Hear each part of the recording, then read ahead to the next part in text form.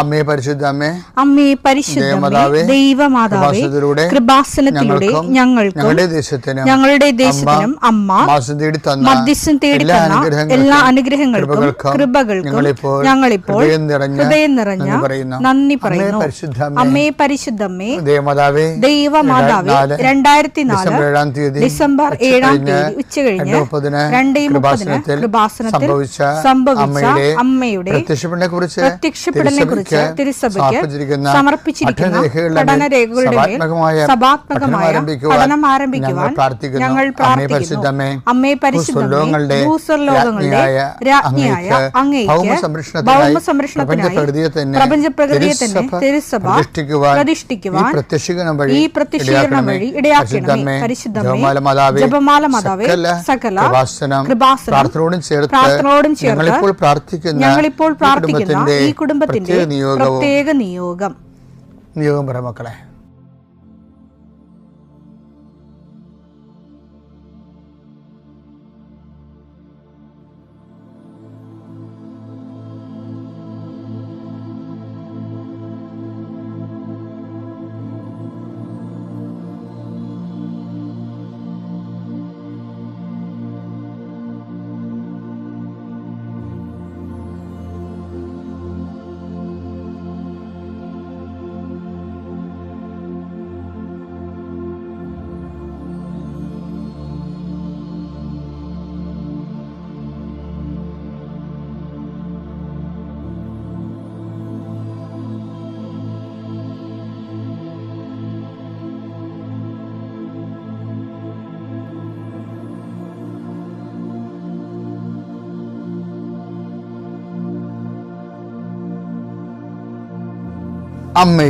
അമ്മയുടെ പ്രത്യക്ഷീകരണത്തിന്റെ ഈ അനുഗ്രഹവേളയിൽ ഞങ്ങൾക്ക് സാധിച്ചു തരുവാൻ കനിയണമേ.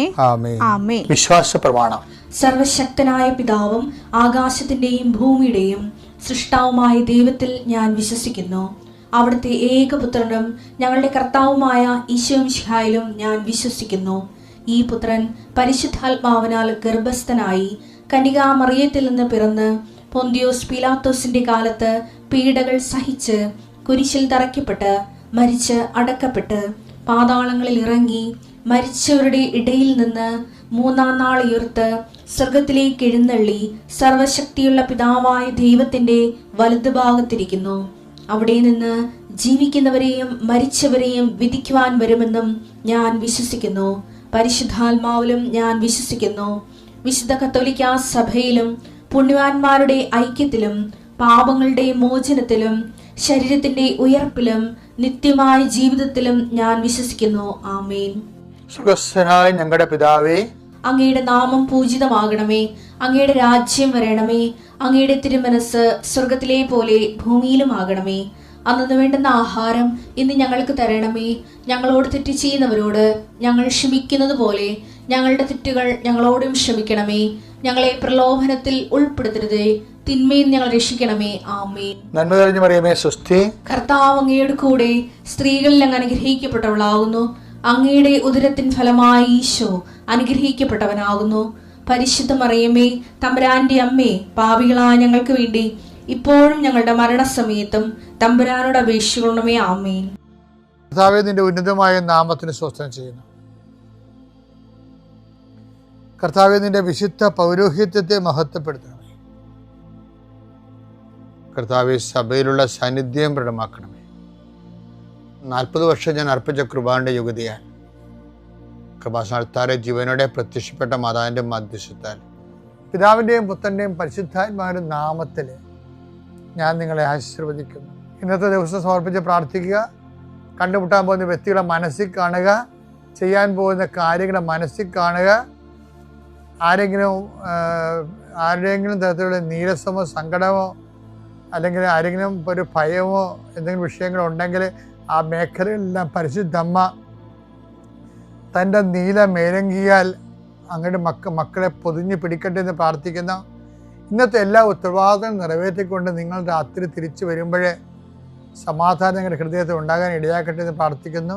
നിത്യം പിതാവും പുത്രനും പരിശുദ്ധാത്മാവിനെ നയിക്കുവാമേ. ആമേൻ. എൻ്റെ പ്രിയപ്പെട്ടവരെ, വളരെ ഉന്നതമായ മേഖലകളിലൊക്കെ വരുന്ന ഏറ്റവും പൈശാചികമായ നിലപാടാണ് ഈ ഡിപ്ലോമാറ്റിക് സൈലൻസ് എന്ന് പറയും. നയതന്ത്രപരമായ നിശബ്ദത എന്ന് പറയും. വെച്ചാൽ അത് തെറ്റാണെന്ന് പറഞ്ഞാൽ മറ്റവരുടെ മുമ്പിൽ നമ്മുടെ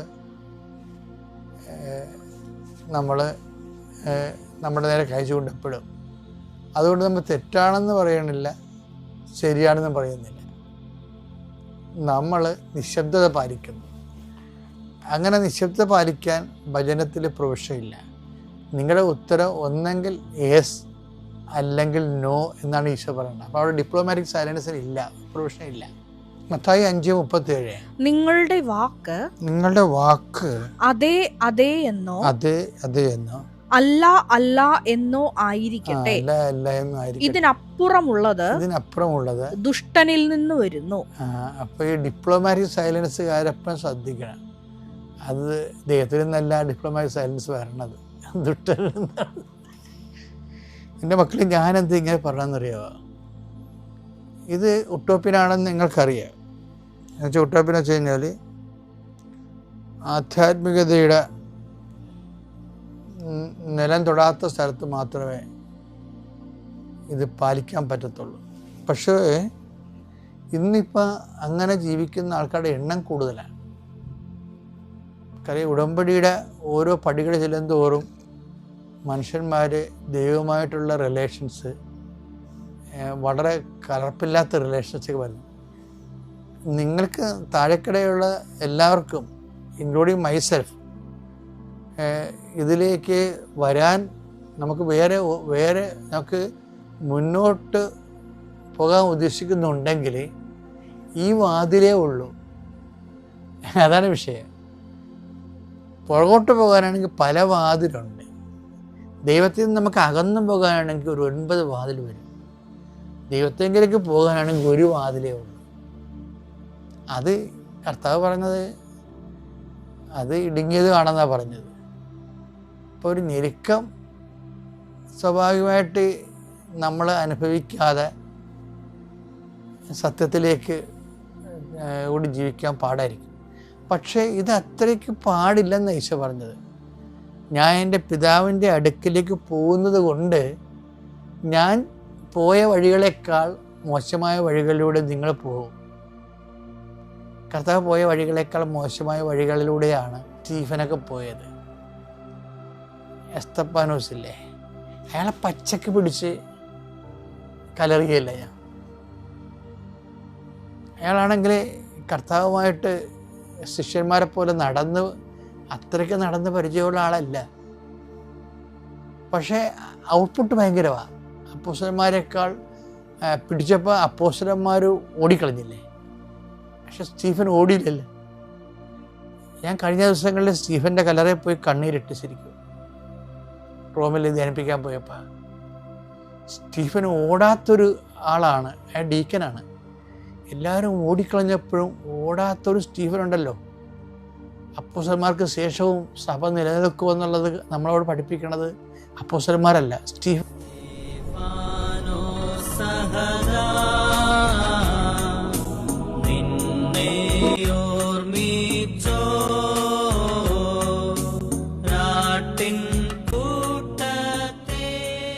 സഭയെക്കുറിച്ചുള്ള രഹസ്യങ്ങൾ നിങ്ങൾ എൻ്റെ മക്കൾ അഭിമാനം കൊള്ളാമെന്ന് പൗലോസ് പറഞ്ഞത് ഇങ്ങനെയാണ്.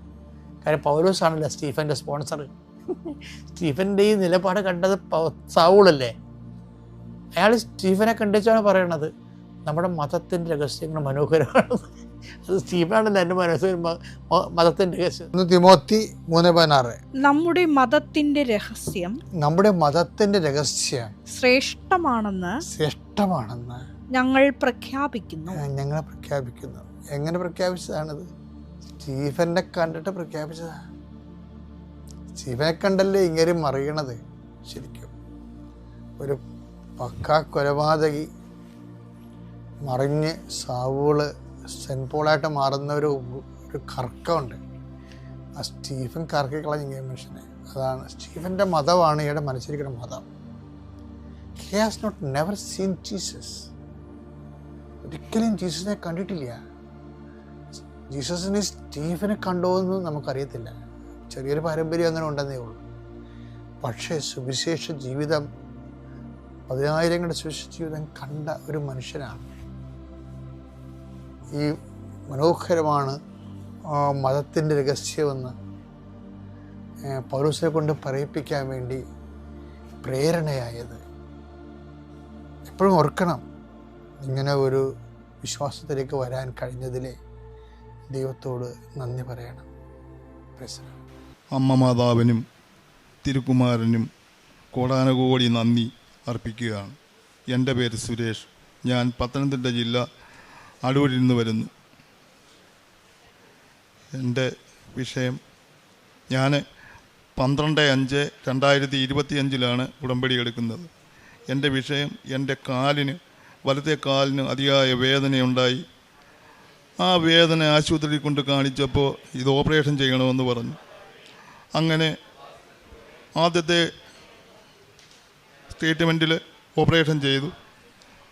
അത് 30 ദിവസം കഴിഞ്ഞപ്പോൾ വീണ്ടും അതിയായ വേദനയുണ്ടായി. അത് വീണ്ടും ആശുപത്രിയിൽ കൊണ്ട് കാണിച്ചപ്പോൾ അത് വീണ്ടും ഓപ്പറേഷൻ ചെയ്തു. അങ്ങനെ ആ മുറിവ് ഭയങ്കര മുറിവായതുകൊണ്ട് ആ ട്രീറ്റ്മെൻറ്റ് ചെയ്ത് തന്ന അമ്മ എനിക്ക് ഒരു പത്രം കൊണ്ട് തന്നു. അങ്ങനെ ഞാൻ ആ പത്രം കൊണ്ടുപോയി വായിക്കുകയും, അങ്ങനെ അപ്പോൾ ആ ഡോക്ടർ പറഞ്ഞിരുന്നു, ഈ മുറിവ് നിങ്ങൾ ഇനി ആശുപത്രിയിൽ കൊണ്ടുപോയി ട്രീറ്റ്മെൻറ്റ് ചെയ്ത് മതി, നിങ്ങളുടെ വീട്ടിൽ വെച്ചൊന്നും ചെയ്യണ്ട എന്ന് പറഞ്ഞു. അങ്ങനെ ഞാൻ ആശുപത്രിയിൽ ഒരു ഫിസിഷ്യൻ്റെ അടുത്ത് കൊണ്ടുവന്ന് ഈ മുറിവ് കാണിക്കുകയും പുള്ളി എന്നോട് പറഞ്ഞു, ഇത് എനിക്ക് വിശദമായിട്ടൊന്ന് നോക്കണമെന്ന് പറഞ്ഞു. അങ്ങനെ ആ മുറിവ് നോക്കിയിട്ട് പുള്ളി പറഞ്ഞു, ഇത് പഴുപ്പ് വീണ്ടും കയറുകയാണ്, അതുകൊണ്ട് ഇതിവിടെ പറ്റത്തില്ല. കുളനട എന്ന് പറയുന്ന ആശുപത്രിയിൽ കൊണ്ടുപോയി ഇത് വിദഗ്ധമായ രീതിയിൽ നല്ല രീതിയിൽ കൂടി ഇത് ഓപ്പറേഷൻ ചെയ്തില്ലെങ്കിൽ ഈ കാലിൻ്റെ ഉപ്പൂറ്റി മുറിച്ച് മാറ്റേണ്ടി വരുമെന്ന് പറഞ്ഞു. അപ്പം ഞാൻ വളരെ വിഷമസ്ഥിതിയിലായി. അങ്ങനെ ഞാൻ ഈ പത്രം വായിച്ചു. എൻ്റെ ഭാര്യയോട് ഞാൻ ആശുപത്രിയിൽ നിന്ന് തിരിച്ച് എന്ന് പറഞ്ഞു. കൃപാസന പത്രം വായിച്ചിട്ട് ഞാൻ സ്ഥിരം വായിക്കുമായിരുന്നു. 2 ദിവസം വായിച്ചിട്ട് ഞാൻ പറഞ്ഞു, ഞാൻ ഇനി ആശുപത്രിയിൽ പോകുന്നില്ല. എന്നോട് ചോദിച്ചു, ഇനി എന്തുവാ ചെയ്യുന്നത്? ഞാൻ പറഞ്ഞു, ഞാൻ അമ്മ മാതാവിൻ്റെ അടുത്ത് പോവുക. ഞാൻ ആദ്യം കേൾക്കുക ഈ അമ്മ മാതാവെന്നും കൃപാസനമെന്നും ഞാൻ ആദ്യം കേൾക്കുകയാണ്. അപ്പം ഞാൻ പറയുകയാണ്, ഞാൻ ഇനി ഈ കൃപാസന അമ്മയുടെ അടുത്ത് പോവുക, എനിക്ക് അമ്മ തരും എന്ന് പറഞ്ഞു. ഞാനൊരു ഓട്ടോ ഡ്രൈവറാണ്. ഞാൻ ആ നീര് വന്ന ഈ വളരെ ഭയങ്കര മുറിവുമായിട്ട് ഞാൻ വെളുപ്പിനെ 4 മണിക്ക്, ഞായറാഴ്ച വെളുപ്പിനെ 4 മണിക്ക് ഇറങ്ങി വണ്ടി ഓടിച്ച് ആദിക്കാട്ടുകുളങ്ങര എന്ന് പറഞ്ഞ സ്ഥലത്ത് വന്നു കഴിഞ്ഞപ്പോൾ എനിക്ക് വണ്ടി ഓടിക്കാൻ വയ്യ. ഞാൻ വണ്ടിയിൽ കയറി അങ്ങിരുന്ന് വണ്ടി നിർത്തിയിട്ട് ഞാൻ അമ്മയോട് പറഞ്ഞു, എന്നെ അങ്ങ് കൊണ്ടുപോകത്തില്ലയോ? 10 മിനിറ്റ് അവിടെ ഇരുന്നു. ഞാൻ വളരെ പതുക്കെ വണ്ടി സ്റ്റാർട്ട് ചെയ്തു. പിന്നെ വണ്ടിയിൽ കണ്ണടച്ചിരുന്നെന്നാണ് എനിക്ക് തോന്നുന്നത്. ഞാൻ എങ്ങനെങ്ങി വന്നെന്നറിയത്തില്ല. 7 മണിയായപ്പോൾ കൃപാസനത്തിൻ്റെ പടിക്ക വന്നു.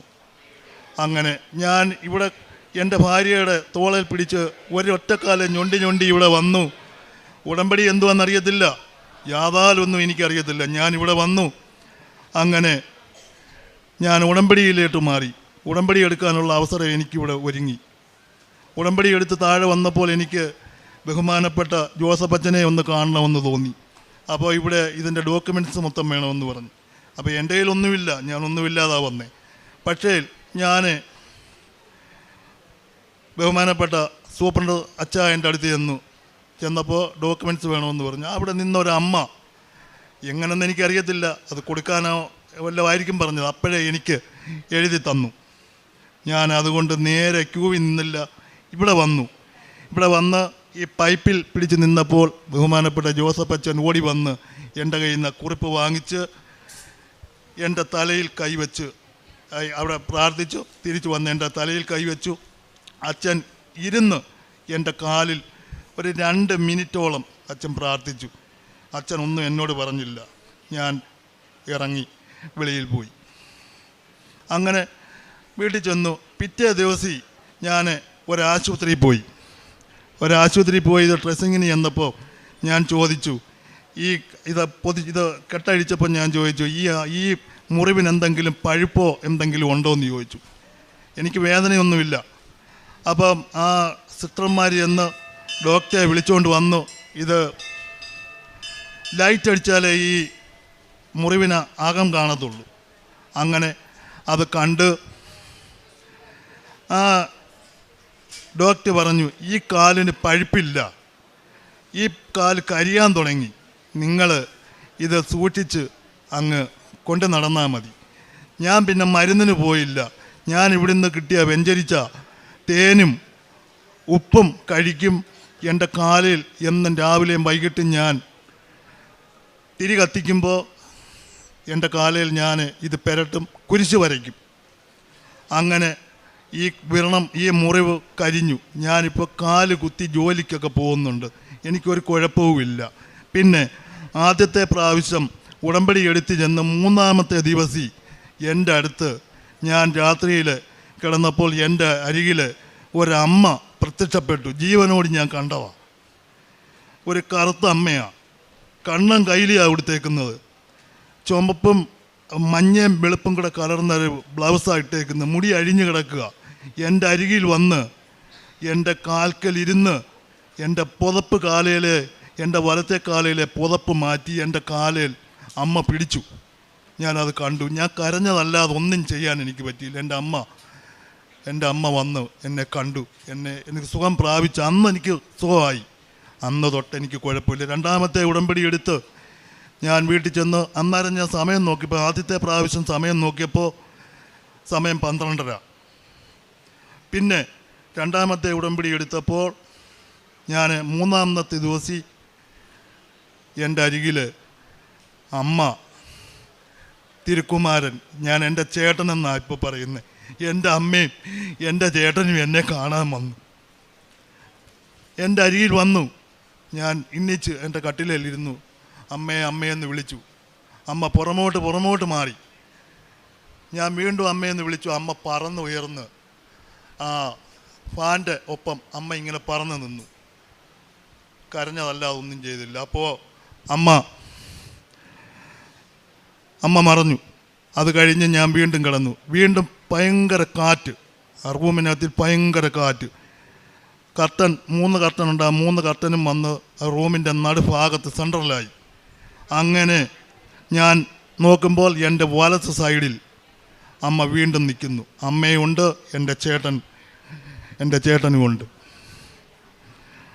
മറഞ്ഞു.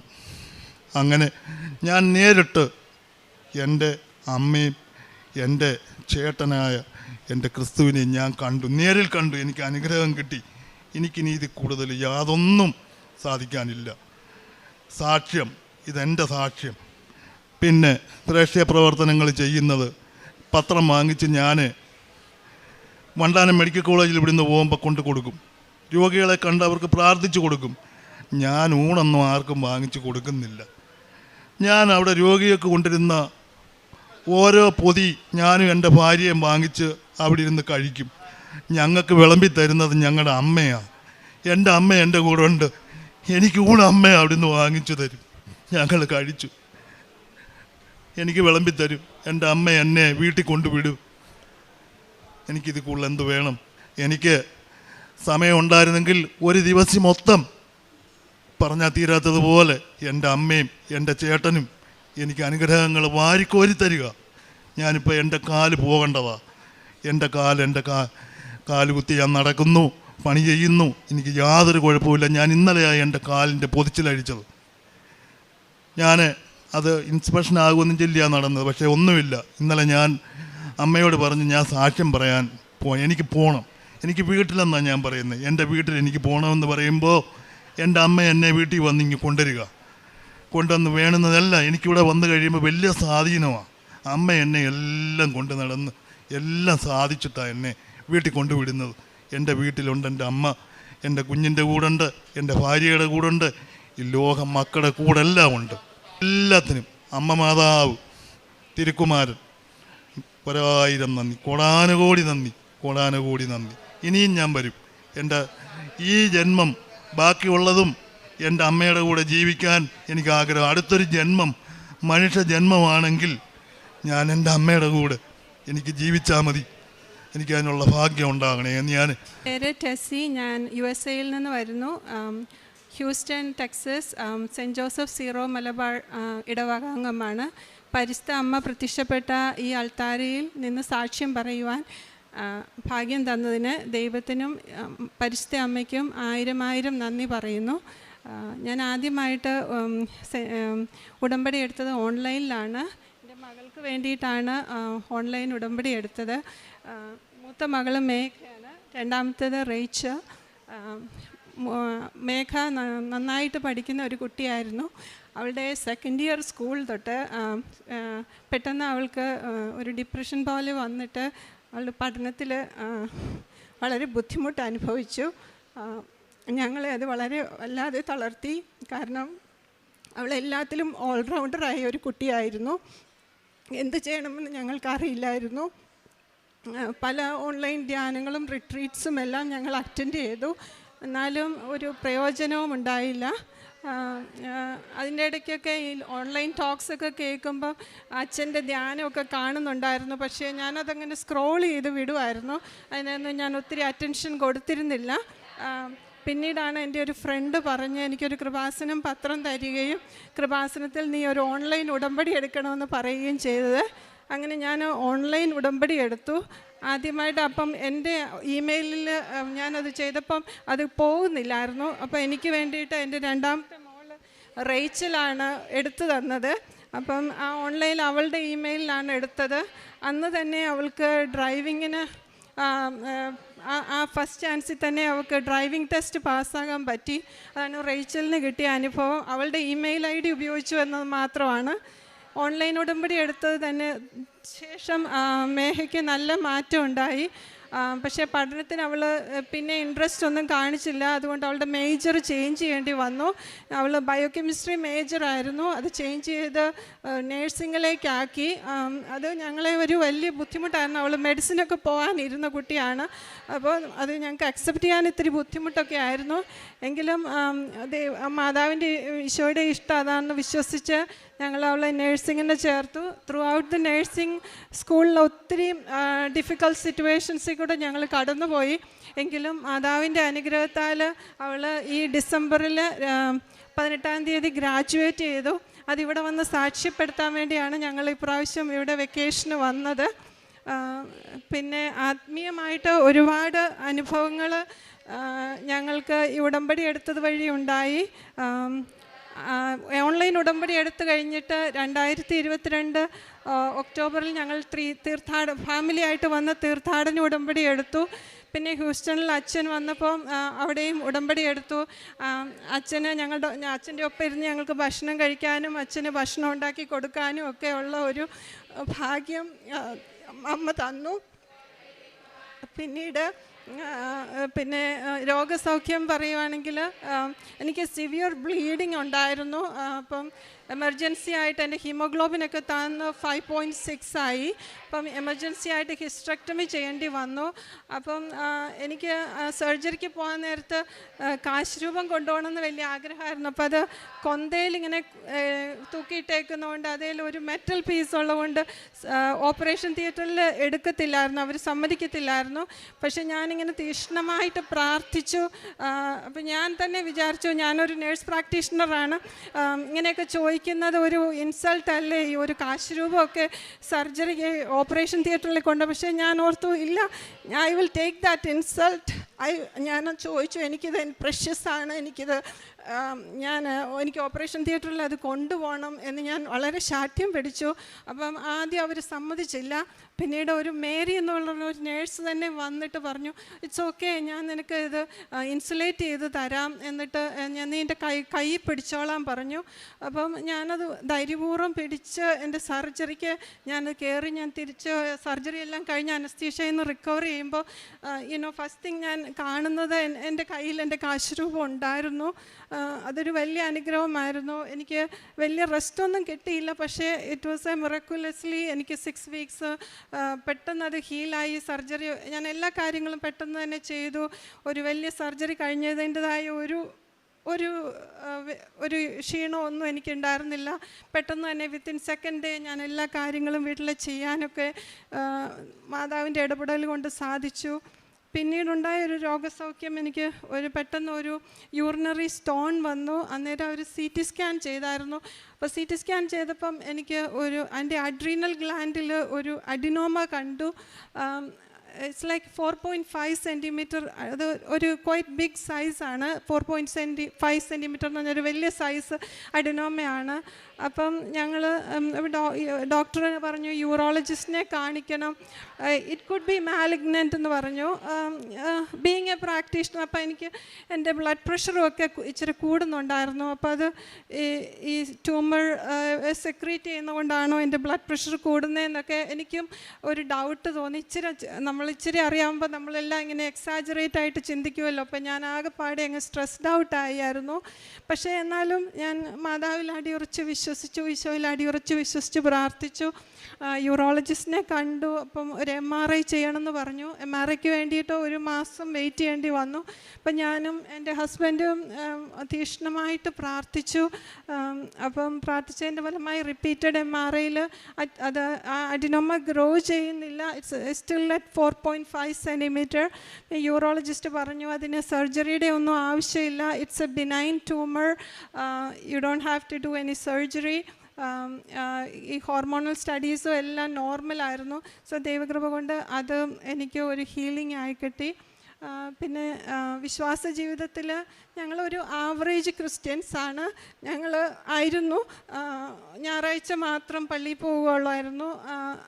ഇപ്പം ഈ പ്രത്യേകിച്ചും വിജയകുമാർ സാറിൻ്റെ ഈ ടോക്സൊക്കെ കേട്ടിട്ട് ഇങ്ങനെ വിജയകുമാർ സാർ എപ്പോഴും ഈ കുർബാനയ്ക്ക് പോകുന്നതിൻ്റെ ഇമ്പോർട്ടൻസിനെ കുറിച്ചും എടുക്കുന്ന ഓരോ എഫേർട്ടിനെ കുറിച്ചും ഓർത്തപ്പോൾ ഞാനും ഓർത്തു, ദൈവമേ, ഞാനൊരു ക്രിസ്ത്യാനിയായിട്ട് ജനിച്ചിട്ട് ഒട്ടും ഈശോയ്ക്ക് ഇമ്പോർട്ടൻസ് കൊടുക്കുന്നില്ലല്ലോ, കുർബാനയ്ക്ക് പോകാനായിട്ട് ഒട്ടും ഒരു സ്ട്രഗിളും ഞാൻ കൊടുക്കുന്നില്ലല്ലോ എന്നൊക്കെ ഓർത്ത് അതൊരു വലിയൊരു ഇൻസ്പിറേഷനായിട്ട് എനിക്ക് തോന്നി. അതുകൊണ്ട് ഞാൻ പറ്റുന്ന പോലെ എല്ലാ ദിവസവും ജോലി കഴിഞ്ഞ് കുർബാനയ്ക്ക് പോകാൻ ശ്രമിക്കുക. എത്ര സ്ട്രഗിൾ ഉണ്ടെങ്കിലും ഞാൻ അത് ഒരു വലിയ അനുഗ്രഹമായിട്ട് എനിക്ക് തോന്നുന്നു. അത് അമ്മയുടെ ഈശോയുടെയും കരുണ കൊണ്ട് മാത്രമാണെന്ന് ഞാൻ വിശ്വസിക്കുന്നു, എൻ്റെ ഒരു മെറിറ്റല്ല. പിന്നെ ബൈബിളും ഞാൻ അങ്ങനെയൊന്നും വായിച്ചിട്ടില്ലായിരുന്നു. ഈ ഉടമ്പടി എടുത്തത് ശേഷം ബൈബിള് പൂർണ്ണമായിട്ട് വായിക്കാനുള്ള കൃപ നൽകി. 30 minutes ഒന്നും ഞാൻ ടു ബി ഓണസ്റ്റ് ഞാൻ എല്ലാ ദിവസവും 30 minutes വായിച്ചിട്ടില്ല. എന്നാലും ഹോൾ ബൈബിൾ വായിക്കാനായിട്ട് ദൈവം കരുണ തന്നു. അതുപോലെ എൻ്റെ ഹസ്ബൻഡും അങ്ങനെ ബൈബിളൊന്നും വായിക്കുന്നതോ ബൈബിളെ തൊടുന്നതോ ഞാൻ ഇതിനു മുമ്പ് കണ്ടിട്ടില്ല. ഈ ഉടമ്പടി എടുത്തതിന് ശേഷം അറ്റ്ലീസ്റ്റ് എന്നും ഒരു 5-10 മിനിറ്റെങ്കിലും പുള്ളി ബൈബിൾ വായിച്ചിട്ടേ കിടന്നുറങ്ങുള്ളൂ. എന്നും കുടുംബ പ്രാർത്ഥന ചെല്ലും. അതുപോലെ ഫുള്ള് കൊന്ത ചെല്ലുന്നതും ഞങ്ങളുടെ വീട്ടിൽ റെയറായിരുന്നു. ഈ ഉടമ്പടി എടുത്തതിന് ശേഷം കൊന്ത ചെല്ലാനും എല്ലാം ഉള്ള കൃപ ദൈവം തന്നു. പിന്നെ മോൾക്ക് കിട്ടിയ അനുഗ്രഹം മോള് തന്നെ പറയും. My name is Meka. I come from Houston, Texas. I had taken the Ordinbody back in October of 2024 when Father Joseph came to Houston and led a retreat there. And my testimony is that throughout nursing school, I had a lot of difficulty focusing on my studies, particularly because I was dealing with depression. And in particular, in one course in leadership, I was accused of using AI on one of my essays when I had not in fact used AI. And I had a meeting with my professor and the associate dean, and they showed me a report that said that my paper was AI generated. And despite trying to convince them with my search history and screenshots, they still gave me a 0 for that assignment. And that affected my grade and my morale significantly. But trusting in the intercession of Mother Mary, I wrote the next paper for that course. And by the intercession of Mother Mary and the providence of God, that paper did not come back as AI generated, and I got the full marks for that paper. And things were looking pretty good for me up until that point, but then I had to take the final exam for that course.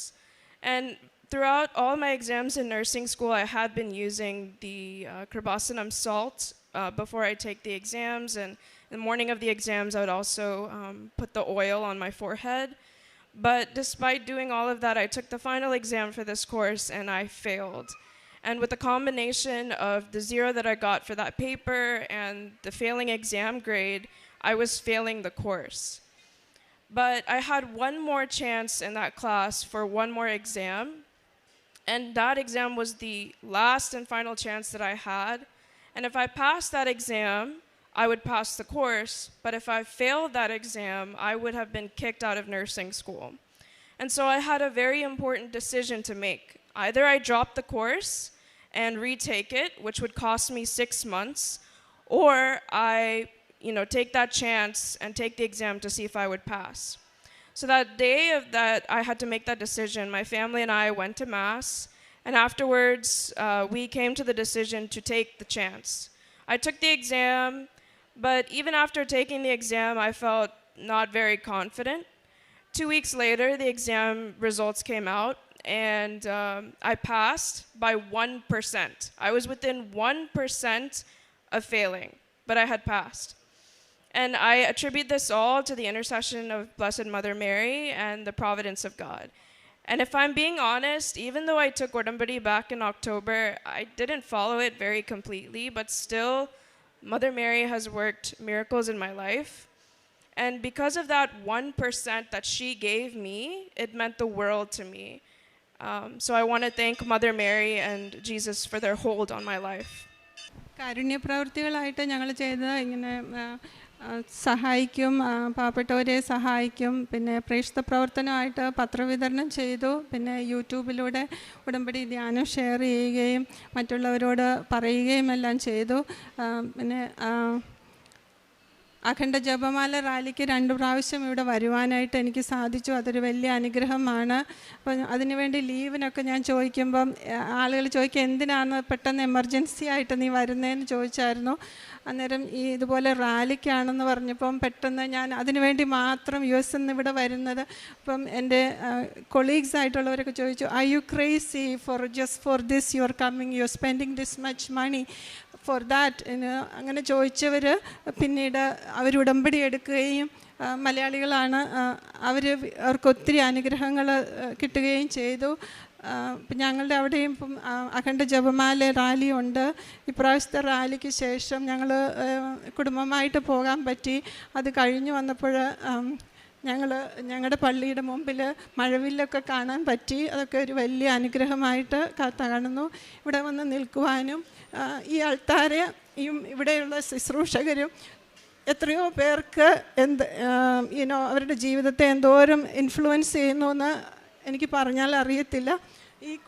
ഈ ക്രൂശ് രൂപം നോക്കിയാണ് ഞാൻ എൻ്റെ ഓഫീസിൽ എപ്പോഴും തനിച്ച പേഷ്യൻസിനെയൊക്കെ കണ്ടു കഴിഞ്ഞിട്ട് ഓഫീസിലിരിക്കുമ്പം ഈ ക്രൂശ് രൂപം എൻ്റെ സ്ക്രീൻ ഐഡിയിൽ ഉണ്ട്. സ്ക്രീൻ സേവറാണ്. അതേ മുത്തിക്കൊണ്ടാണ് ഞാൻ പലപ്പോഴും പേഷ്യൻറ്റിനെ കാണാൻ പോകുന്നതും എല്ലാം. ഇത്രയും അനുഗ്രഹം തന്ന് ഇവിടെ നിൽക്കാനും പറ്റിയതിന് അമ്മയ്ക്കും ഈശോയ്ക്കും 1000 നന്ദി പറയുന്നു. അമ്മ ജീവനോടെ പ്രത്യക്ഷപ്പെട്ട ഈ അൾത്താരയിൽ കയറി എനിക്ക് സാക്ഷ്യം പറയാൻ അനുവദിച്ച അമ്മയ്ക്കും ഈശോപ്പച്ചനും 1000 കോടി നന്ദി പറയുന്നു. എൻ്റെ പേര് റിജി. ഞാൻ മഞ്ഞപ്ര ഫൊറോന ചർച്ച് ഇടവക അംഗമാണ്. ഇത് എൻ്റെ അമ്മ, 2 മക്കൾ, പിന്നെ ഒരാൾ ചേച്ചിയുടെ മോളാണ്. ഞാൻ ആദ്യമായിട്ട് ഉടമ്പടി എടുത്തത് 2024 ഏപ്രിൽ 30 ഞാൻ ഉടമ്പടി എടുക്കുന്നതിന് മുൻപ് 2 പ്രാവശ്യം അമ്മ വലിയ 2 അനുഗ്രഹങ്ങൾ നൽകി എന്നെ അനുഗ്രഹിച്ചിട്ടുണ്ട്. ഞാൻ 2022 എൻക്ലക്സ് എക്സാമിന് വേണ്ടി ഡൽഹിയിലോട്ട് പോകുന്നത്. അപ്പോൾ ഞാൻ എൻ്റെ ഒരു ഫ്രണ്ടിൻ്റെ വീട്ടിൽ തലേദിവസം പോയി താമസിച്ചിട്ടുണ്ടായിരുന്നു. അപ്പം എക്സാമിന് പോണതിൻ്റെ അന്ന് രാവിലെ ഞാൻ പ്രാർത്ഥിച്ച് ഒരുങ്ങുന്നതിൻ്റെ ഇടയ്ക്ക് അവൾ വന്ന് എനിക്ക് ഉടമ്പടി തൈലവും വെഞ്ചിരിച്ച തേനും തന്ന് എനിക്ക് പ്രാർത്ഥിച്ചിട്ട് എൻ്റെ അടുത്ത് പറഞ്ഞു, നീ ധൈര്യമായിട്ട് പൊക്കോ, നീ എക്സാമിന് പാസ്സാവും, അമ്മ കൂടെ വരുമെന്ന് പറഞ്ഞു. ഞാൻ പോയി എക്സാം എഴുതി. എക്സാം നല്ല ഈസി ആയിരുന്നു. എനിക്ക് നല്ല ഈസിയായി ഫീൽ ചെയ്തു. എല്ലാ ക്വസ്റ്റ്യനും വായിച്ചു കഴിയുമ്പോൾ തന്നെ എനിക്ക് എവിടെയൊക്കെയോ കണ്ട് നല്ല പരിചയം പോലെ തോന്നി. ഞാൻ 1.5 മണിക്കൂർ കൊണ്ട് എൻ്റെ എക്സാം കംപ്ലീറ്റ് ചെയ്തു. 4 hours എക്സാമാണ്. ഞാൻ 1.5 മണിക്കൂറിൽ ഫിനിഷ് ചെയ്ത് ഞാൻ പുറത്തിറങ്ങി. എനിക്ക് ഒരു നല്ല മാതാവിൻ്റെ ഇടപെടൽ എനിക്ക് നന്നായിട്ട് ഫീൽ ചെയ്തു. 2 വീക്സൊക്കെ എടുക്കും അതിൻ്റെ റിസൾട്ട് വരാൻ വേണ്ടിയിട്ട്. 12 hours കഴിഞ്ഞ് പിറ്റേ ദിവസം ഞാൻ കണ്ണ് തുറക്കുമ്പോൾ എൻ്റെ റിസൾട്ട് ഓൾറെഡി ഉണ്ട്. ഞാൻ നോക്കുമ്പോൾ 3 മണിയായപ്പോൾ റിസൾട്ട് വന്നിട്ടുണ്ട്, ഞാൻ പാസ്സായി. അങ്ങനെ എനിക്കൊരു വലിയ ഒരു അനുഗ്രഹം തന്ന അമ്മ എന്നെ സഹായിച്ചു. അത് കഴിഞ്ഞ് അടുത്ത എൻ്റെ ഒരു വലിയ ടാസ്ക് ഓസ്കി എക്സാം ആയിരുന്നു. ഓസ്കി എക്സാമിന് അത് ഓസ്ട്രേലിയയിൽ ചെന്ന് എഴുതേണ്ട ഒരു എക്സാം ആയിരുന്നു. ഞാൻ അതത്ര വലിയ സീരിയസ് ആയിട്ട് എടുത്തില്ല. ഞാൻ വിചാരിച്ചു പ്രാക്ടിക്കൽ എക്സാം. ഞാൻ ഒരുപാട് വർഷങ്ങളായിട്ട് നഴ്സായിട്ട് വർക്ക് ചെയ്യുക. ഞാൻ UAE-യിലായിരുന്നു. അപ്പം ഞാൻ നാട്ടിലും UAE-യിലും ഡൽഹിയിലൊക്കെ ആയിട്ട് എനിക്ക് നല്ല എക്സ്പീരിയൻസ് ഉണ്ട്. അപ്പം ഞാൻ ഓർത്തു ഇത് കുഴപ്പമില്ല, പ്രാക്ടിക്കൽ എക്സാം അല്ലേ, ഞാൻ സ്ഥിരം ചെയ്തുകൊണ്ടിരിക്കുന്ന കാര്യമല്ലേ, എനിക്കത് സാധിക്കുമെന്ന് വിചാരിച്ച് ഞാൻ പോയി എക്സാം എഴുതി. ഞാൻ പഠിച്ചൊന്നുമില്ല, ഞാൻ അങ്ങനെ പോയി എക്സാം ഭയങ്കര കോൺഫിഡൻറ്റ്. എൻ്റെ ഒരു കഴിവിൽ ഞാൻ ആശ്രയിച്ച് ഞാൻ എക്സാം എഴുതി. അത് നല്ല രീതിയിൽ തോറ്റു. എനിക്കൊരുപാട് വിഷമമായി. ഞാൻ തിരിച്ചു വന്നു, ഭയങ്കര വിഷമമായി. ഞാൻ എന്നിട്ട് രണ്ടാമത്തെ എക്സാമിന് രജിസ്റ്റർ ചെയ്തു. പിന്നെ എൻ്റെ 2-3 ഫ്രണ്ട്സിനെയൊക്കെ കൂട്ടി സൂമിലൊക്കെ ഇരുന്ന് ഞങ്ങൾ പഠിച്ചു. അപ്പോൾ ഞാൻ ഈ ആദ്യത്തെ എക്സാമിന് ഞാൻ ഓസ്ട്രേലിയയിൽ ചെന്നപ്പോൾ എൻ്റെ ഒരു കസിൻ സിസ്റ്റർ ഉണ്ടായിരുന്നു. അപ്പം ചേച്ചി എനിക്ക് ഇതിനെപ്പറ്റിയൊക്കെ മാതാവിനെ പറ്റി പറഞ്ഞു. ഭയങ്കര ചേച്ചി നല്ല ഭക്തയാണ്, ഇവിടെ വന്ന് ഉടമ്പടി എടുത്ത് പ്രാർത്ഥിച്ച് ഒരുപാട് അനുഗ്രഹങ്ങൾ കിട്ടിയിട്ടുണ്ട്. അപ്പോൾ എനിക്ക് ഉടമ്പടി ഉപ്പ് തന്നു, പത്രം തന്നു, പ്രാർത്ഥിച്ചോളാൻ പറഞ്ഞു. അപ്പം ഞാൻ അന്ന് മുതൽ അത് ഉപയോഗിച്ച് പ്രാർത്ഥിക്കാൻ തുടങ്ങി. അത് കഴിഞ്ഞ് എക്സാമിന് ഞാനപ്പോൾ 4 ദിവസത്തെ ഓഫിനാണ് എക്സാമിന് പോകാൻ വേണ്ടി പ്ലാൻ ചെയ്തത്. 4 ദിവസം 22-ാം തീയതി ആയിരുന്നു എൻ്റെ 21 രാത്രിയായിരുന്നു എൻ്റെ ഫ്ലൈറ്റ്. 20-ാം തീയതി ഡ്യൂട്ടിക്ക് പോണേക്കാൾ മുന്നേ ഞാൻ എൻ്റെ വിസ എടുത്ത് നോക്കിയപ്പോഴത്തേനും വിസ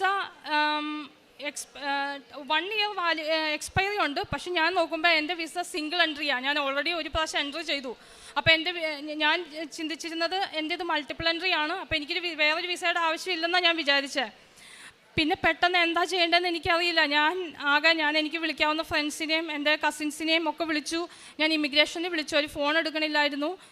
VFSൽ ഞാൻ വിളിച്ചു, അവർക്കൊന്നും ചെയ്യാനില്ല. പിന്നെ കുറേ ട്രൈ ചെയ്തപ്പോഴത്തേനും എനിക്ക് ഇമിഗ്രേഷനിൽ അവർ സാധാരണ ഫോൺ എടുക്കാറില്ല. എൻ്റെ കോൾ എടുത്തു. അവർ പറഞ്ഞു ഇത് എന്ത് നാഷണാലിറ്റി ആണെന്ന് ചോദിച്ചു. ഞാൻ പറഞ്ഞു ഇന്ത്യൻ ആണെന്ന് പറഞ്ഞു. ഇന്ത്യൻ ആണെങ്കിൽ ഒന്നും ചെയ്യാൻ പറ്റില്ല, നോർമൽ പ്രോസസ്സിൽ കൂടെ മാത്രമേ നിങ്ങൾക്ക് വിസ കിട്ടുള്ളൂ, അറ്റ്ലീസ്റ്റ് 15 days എടുക്കുമെന്ന് പറഞ്ഞു.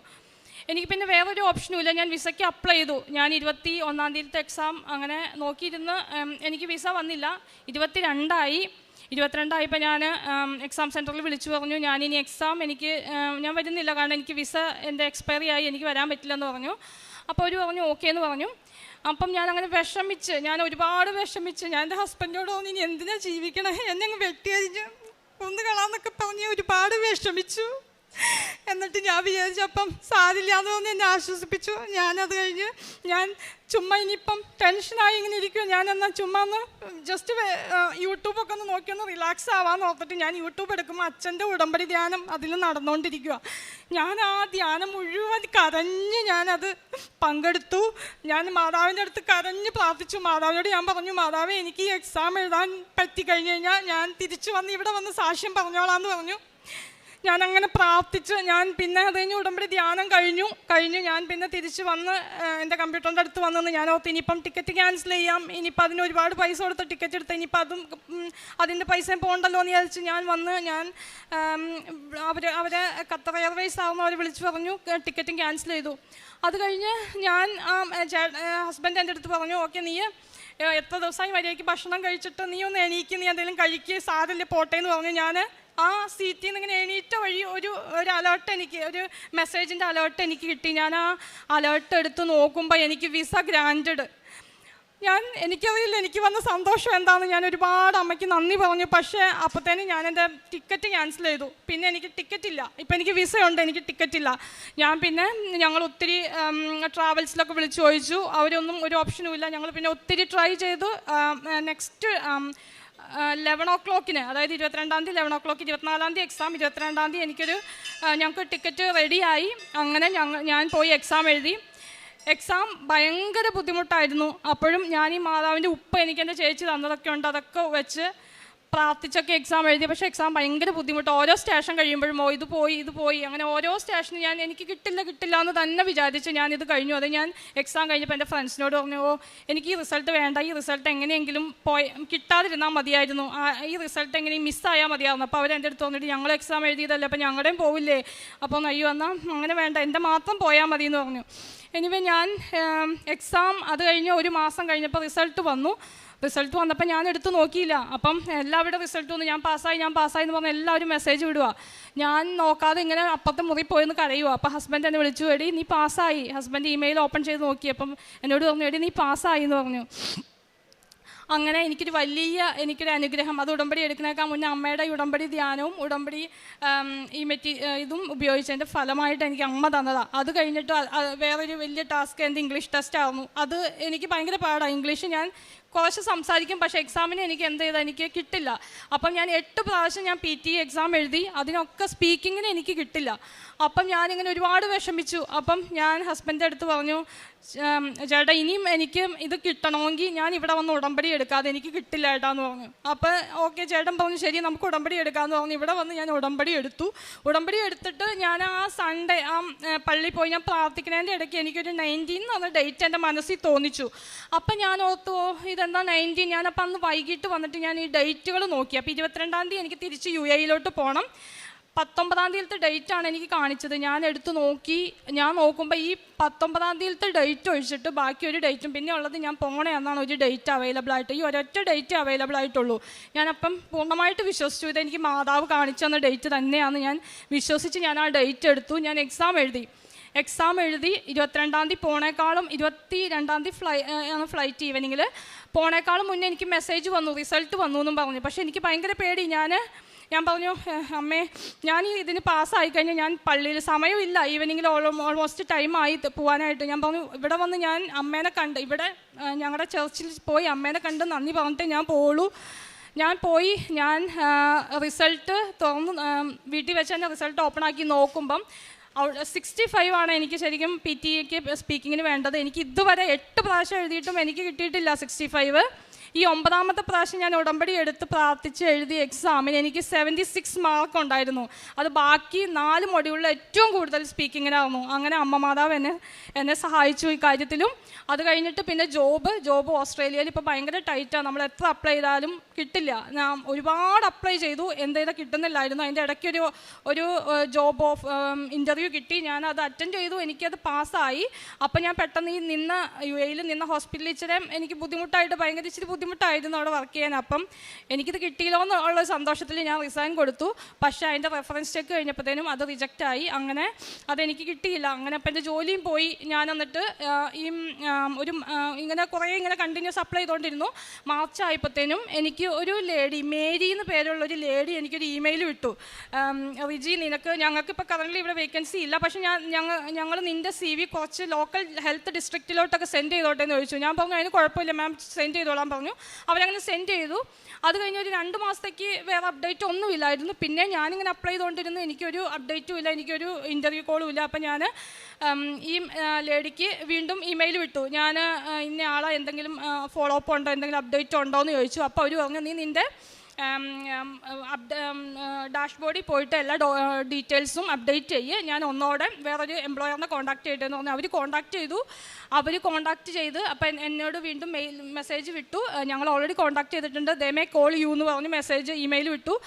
പിറ്റേ ദിവസം തന്നെ എനിക്ക് ഒരു ഇൻവിറ്റേഷൻ വന്നു. നോർത്തേൺ ന്യൂ സൗത്ത് വെയിൽസിൽ നിന്നാണ് വന്നത്. ഇങ്ങനെ വേക്കൻസി ഉണ്ട്, ഇൻ്റർവ്യൂ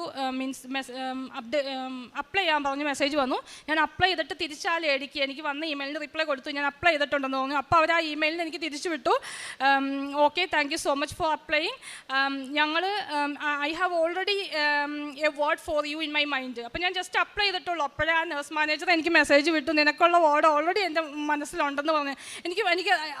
എനിക്ക് അതെങ്ങനെ സംഭവിച്ചു എന്ന് എനിക്കറിയില്ല. അമ്മയുടെ ഇടപെടലല്ലാതെ അതിന് വേറെ ഒരു ഓപ്ഷനും ഇല്ല. അവർ എന്നെ അറിയില്ല, ജസ്റ്റ് എൻ്റെ ബയോഡാറ്റ അവർ സെൻഡ് ചെയ്ത് കൊടുത്തു. എനിക്കറിയില്ല അതെങ്ങനെ സംഭവിച്ചു എന്ന്. അങ്ങനെ എനിക്ക് ഒരാഴ്ച കഴിഞ്ഞ് ഇൻ്റർവ്യൂ കിട്ടി. ഞാൻ ആ ഇൻ്റർവ്യൂവിനാണെങ്കിൽ ഞാനിതുപോലെ ഉപ്പ് വെഞ്ചിരിച്ച ഉപ്പ് വിതറി തൈലം മോണിറ്ററിലും കീബോർഡിലും മൗസിലെല്ലാം പൂശി ബൈബിളും കൊന്തയും കാശിരൂപം ഒക്കെ വെച്ചിട്ടാണ് അറ്റൻഡ് ചെയ്തത്.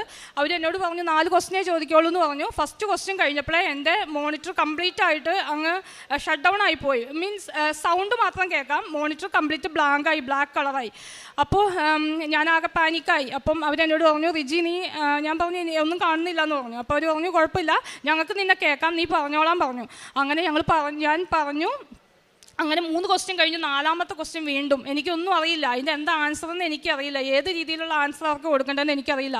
ഞാൻ വിചാരിക്കുന്ന രീതിയിൽ ഞാൻ ആൻസർ കൊടുത്തു. അപ്പോൾ തന്നെ പിന്നെയും അവരെന്നോട് ചോദിക്കാൻ, നിനക്ക് എന്തെങ്കിലും വേറെ പറയാനുണ്ടോ, നീ പറഞ്ഞത് കറക്റ്റാന്ന് നിനക്ക് തോന്നണുണ്ടോ എന്നൊക്കെ ഇങ്ങനെ തന്നെയും പിന്നെയും മറിച്ചും തിരിച്ചും അവർ ഒത്തിരി ഇങ്ങനെ പറഞ്ഞുകൊണ്ടിരുന്നു. ലാസ്റ്റ് ഞാൻ പറഞ്ഞു, since I am a new staff എനിക്കറിയില്ല എന്താ പറയേണ്ടതെന്നൊന്നും അറിയില്ലെങ്കിൽ ഞാൻ പറഞ്ഞു, ഞാനൊരു പുതിയ സ്റ്റാഫല്ലേ, ഞാൻ എൻ്റെ സീനിയേഴ്സിനോട് കൺഫേം ചെയ്തിട്ടാണ് ഞാൻ ഈ ഓർഡർ കൊടുക്കുന്നുള്ളൂ എന്ന് പറഞ്ഞു. അപ്പോൾ അവർ പറഞ്ഞു ഓക്കെ എന്ന് പറഞ്ഞു. അങ്ങനെ ആ ഇൻ്റർവ്യൂ കഴിഞ്ഞു. എനിക്ക് ഇൻ്റർവ്യൂ പാസ്സായി. പക്ഷേ 2 മാസമായിട്ട് ഒരു അപ്ഡേറ്റും ഇല്ല. അപ്പം ഞാൻ ആകെ ടെൻഷൻ അടിച്ചു. അപ്പം ഞാൻ ഈ ഓസ്ട്രേലിയക്ക് വരാനിരിക്കുന്ന ഒരു ഗ്രൂപ്പുണ്ട് ഫേസ്ബുക്കിൽ. അപ്പോൾ അതിൽ ഞാൻ പോയിട്ട് ഞാനകത്ത് ആരെങ്കിലും ആ ഹോസ്പിറ്റലിൽ വർക്ക് ചെയ്യണമെന്നുണ്ടോയെന്ന് നോക്കിയിട്ട് ഒരാളുടെ നമ്പർ കിട്ടി. അപ്പം ഞാൻ അവരെ മെസ്സഞ്ചർ വഴി കോൺടാക്ട് ചെയ്തു. അപ്പം ഞാൻ പറഞ്ഞു എനിക്ക് ഇങ്ങനെ സിറ്റുവേഷൻ, ഞാൻ 2.5 മാസത്തോളമായി എൻ്റെ ഇൻ്റർവ്യൂ കഴിഞ്ഞിട്ട് സെലക്റ്റായി, പക്ഷേ വേറൊരു അപ്ഡേറ്റും എനിക്കില്ലെന്ന് പറഞ്ഞു. അപ്പോൾ അവരെന്നോട് ഇങ്ങനെ ഈ ഫോട്ടോ കണ്ടിട്ട് എൻ്റെ DP കണ്ടിട്ട് അവരെന്നോട് ചോദിച്ചു, കൃപാസന മാതാവിൻ്റെ ആളല്ലേ എന്ന് ചോദിച്ചു. അപ്പം ഞാൻ പറഞ്ഞു അതെ, ഞാൻ കൃപാസന മാതാവിൻ്റെ ഒരു വിശ്വാസിയാണ്, എൻ്റെ എല്ലാ കാര്യങ്ങളും മാതാവ് നടത്തി തന്നെയെന്ന് പറഞ്ഞു. അപ്പം അവർ പറഞ്ഞു ഈ ഒന്നുകൊണ്ടും പേടിക്കേണ്ട, ഇത് കൃപാസന മാതാവിൻ്റെ സ്വന്തം ഹോസ്പിറ്റലാണ്, ഇവിടെ വരുന്നവരൊക്കെ കൃപാസന മാതാവിൻ്റെ ഭക്തരാണ്, അപ്പം മാതാവ് ഇങ്ങോട്ട് കൊണ്ടുതന്നെ, അപ്പോൾ ഒന്നും പേടിക്കേണ്ടെന്ന് പറഞ്ഞു. അങ്ങനെ 2.5 മാസം 3 മാസത്തോളം കഴിഞ്ഞപ്പോഴത്തേനും എനിക്ക് അവർ നോമിനേഷൻ അപ്രൂവൽ എനിക്ക് വന്നു. വിസയ്ക്ക് അപ്ലൈ ചെയ്തോളാൻ പറഞ്ഞു. എനിക്ക് ഓഫർ ലെറ്റർ കിട്ടി. അങ്ങനെ അപ്പം പിന്നെ വിസയ്ക്ക് അപ്ലൈ ചെയ്യുന്നത്, അപ്പം ഞാൻ എൻ്റെ പ്രോസസ്സ് തന്നെ ചെയ്തുകൊണ്ടിരുന്നത്. അപ്പം ഞാൻ ഈ വിസ വന്നപ്പോൾ എൻ്റെ ഫ്രണ്ട്സൊക്കെ പറഞ്ഞു നീ ഇനി തന്നെ ചെയ്യേണ്ട, കാരണം ഇത്ര കഷ്ടപ്പെട്ടാണ് നമുക്ക് ഒരു ഓഫർ കിട്ടിയത്, അപ്പം ഇനിയും ഈ വിസയിൽ എന്തെങ്കിലും ഒരു പ്രോബ്ലം ഉണ്ടെങ്കിൽ നമുക്ക് ഇത് റിജക്റ്റ് ആയിപ്പോവും, അപ്പം നീ റിസ്ക് എടുക്കേണ്ടെന്ന് പറഞ്ഞു. പക്ഷേ ഞാൻ ഏജൻസിയിൽ അന്വേഷിച്ചപ്പോൾ അവർ 1 ലക്ഷം 1.5 ലക്ഷം രൂപയൊക്കെ ചോദിക്കുന്നത്. അപ്പം ഞാൻ മാതാവിനോട് പറഞ്ഞു, മാതാവേ എനിക്ക് ഇത്രയും പൈസ കൊടുക്കാനില്ല, മാതാവ് എൻ്റെ കൂടെ ഇരിക്കുക, നമുക്ക് ഒരുമിച്ച് അപ്ലൈ ചെയ്യാം. മാതാവ് തന്നെ എനിക്ക് ഈ ആപ്ലിക്കേഷൻ ചെയ്ത് മാതാവ് തന്നെ ചെക്ക് ചെയ്ത് മാതാവ് തന്നെ എനിക്ക് വിസ അയച്ചതായോ എന്ന് പറഞ്ഞു. ഞാൻ മാതാവിനെ കൂടെ ഇരുത്തി എൻ്റെ ഉടമ്പടി ഉപ്പൊക്കെ വിതറി, വെഞ്ചരിച്ച ഉപ്പും പിന്നെ കാശിരൂപം കൂടെ വെച്ചു, ബൈബിൾ എടുത്ത് വെച്ചു, തൈലം മോണിറ്ററിലും മൗസിലും കീബോർഡിലൊക്കെ പൂശി ഞാനും മാതാവും കൂടെ അപ്ലൈ ചെയ്തു. 1.5 മാസം കൊണ്ട് എനിക്ക് എൻ്റെ വിസ ഗ്രാൻഡായി, എനിക്കും എൻ്റെ ഫാമിലിക്കുമുള്ള വിസ ഗ്രാൻഡായി കിട്ടി. അതെനിക്കൊരു ഭയങ്കര മാതാവ് തന്ന അത്ഭുതമാണ്. അപ്പോൾ ഞാൻ ഒരിക്കലും എൻ്റെ കൂടെ ഏജൻസി കൊടുത്തവർക്ക് പോലും 2.5 മാസത്തിൽ കഴിഞ്ഞിട്ടാണ്, ഇപ്പോഴും 5 മന്ത്സൊക്കെ ആയിട്ട് വിസ കിട്ടാത്ത പിള്ളേരുണ്ട്. ഞാനിത് പൂർണ്ണമായിട്ടും വിശ്വസിക്കുന്നത് മാതാവിൻ്റെ ഇടപെടലാണ്. അതുകൂടാതെ ഞാൻ 2 പ്രാവശ്യം ഉടമ്പടി പുതുക്കാൻ വന്നപ്പോഴും എനിക്ക് നല്ല ജാസ്മിൻ്റെ സുഗന്ധാഭിഷേകം കിട്ടിയിട്ടുണ്ടായിരുന്നു. അപ്പോൾ തന്നെ എനിക്കറിയായിരുന്നു ഞാൻ വന്ന കാര്യം നടക്കുമെന്ന്. അതുകൂടാതെ ഒരു ദിവസം ഈ 2ാമത്തെ ഉടമ്പടി പുതുക്കി കഴിഞ്ഞപ്പോൾ ഞാൻ ഒരു ദിവസം ഞാൻ ഇങ്ങനെ മാതാവിനോട് പറഞ്ഞു എനിക്ക് ഇടയ്ക്ക് ഇങ്ങനെ മിസ്സാവണുണ്ട്, 5 മണിക്ക് എണീക്കാൻ പറ്റണില്ല, ഞാൻ അലാറം ഓഫ് ചെയ്ത് വീണ്ടും കിടക്കും. അപ്പോൾ ഞാൻ മാതാവിനോട് ചോദിച്ചു മാതാവിന് പിണക്കമാണാവോ. അപ്പോൾ ഞാൻ ഒരു ദിവസം ഇങ്ങനെ കിടന്നപ്പോൾ ഞാൻ എൻ്റെ കൊന്തയിലാണ് ഞാൻ കാശിരൂപം ഇട്ടേക്കണേ. അപ്പോൾ ഞാൻ മാതാവിനോട് പറഞ്ഞു മാതാവേ എന്നോട് പിണക്കൊന്നുമില്ലെങ്കിൽ ഇന്ന് രാത്രി എൻ്റെ അടുത്തിട്ടൊന്ന് വരുമോ എന്ന് ചോദിച്ചു. അങ്ങനെ ഞാൻ പറഞ്ഞു ഇത് എൻ്റെ ഹെഡ് എൻഡ് വെച്ചിട്ട് ഞാൻ കിടന്നു. പിറ്റേ ദിവസം രാവിലെ ഞാൻ നോക്കുമ്പോൾ കൊന്ത വെച്ചോടുത്ത് തന്നെ ഇരിപ്പുണ്ട്. പക്ഷേ മാതാവ് ഞാനൊരു പിന്നൊക്കെ കുത്തിയിട്ടേക്കണം, കാരണം കാശിരൂപത്തിൻ്റെ കുളത്തിച്ചിരി അത്ര സ്ട്രോങ് അല്ലാത്തതുകൊണ്ട് ഊരിപ്പോകുന്ന പേടിയതുകൊണ്ട് ഒരു പിന്ന് അതിൻ്റെ കാശിരൂപത്തുമ്പോൾ ഇങ്ങനെ അതിൻ്റെ സ്മോൾ ഹോളിൽ ഇട്ടിട്ടാണ് ഞാൻ വെച്ചേക്കണേ.